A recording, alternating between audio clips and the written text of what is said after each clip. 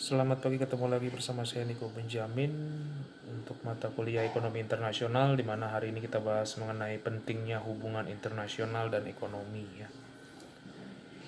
Ekonomi internasional itu alasannya sudah cukup jelas. Kita hidup di era peningkatan globalisasi yang sekarang itu kita sebut dengan istilah revolusi industri 4.0, serta era ketika perdagangan dan transaksi internasional tidak hanya menjadi hal biasa tetapi juga perlu diteliti melalui berbagai lembaga global seperti WTO atau World Trade Organization atau IMF, International Monetary Fund, dan United Nations Conference on Trade and Development atau UNCTAD.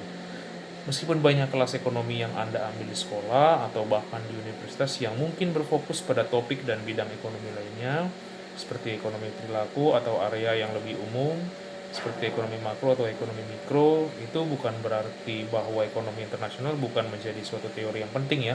Seperti yang kita lihat di sini, bahwa ekonomi internasional itu topik teoritis yang sangat-sangat menarik ya untuk dipelajari oleh kita semua. Yang terpenting dalam meneliti peristiwa politik internasional di sini, perkembangan terbaru mengenai Brexit yang disusulkan di Inggris, dari Uni Eropa, atau perubahan tarif terbaru Amerika Serikat.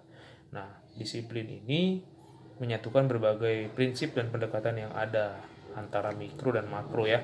Nah, jika kita ingin pelajarinya lebih dalam lagi, itu bisa kita jabarkan di dalam makna ekonomi internasional itu sendiri. Oke, langsung saja. Secara dominan sih ekonomi internasional dipecah menjadi dua bidang yang berbeda. Yang pertama itu perdagangan internasional dan keuangan internasional ya dalam hal hubungan internasional ini.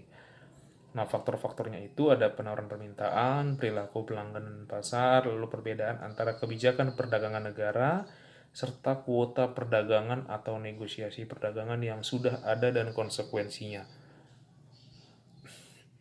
Di sisi lain tentu keuangan internasional juga mempelajari aliran modal antara perbatasan internasional dengan menerapkan prinsip-prinsip ekonomi makro.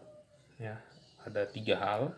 Pertama itu nilai tukar dan pergerakan mata uang asing termasuk perbedaan antara nilai tukar tetap dan mengambang. Kedua, neraca perdagangan dan pembayaran antara ekonomi. Ketiga, PDB, inflasi, dan tingkat lapangan kerja dalam konteks internasional komparatif. Oke, karena banyaknya fondasi ekonomi internasional didasarkan pada prinsip-prinsip yang sudah kita kenal melalui studi ekonomi mikro dan makro, maka nggak mengalami kesulitan sih nantinya, mudah-mudahan ya, dalam mempelajari dasar-dasar daripada hubungan internasional ini.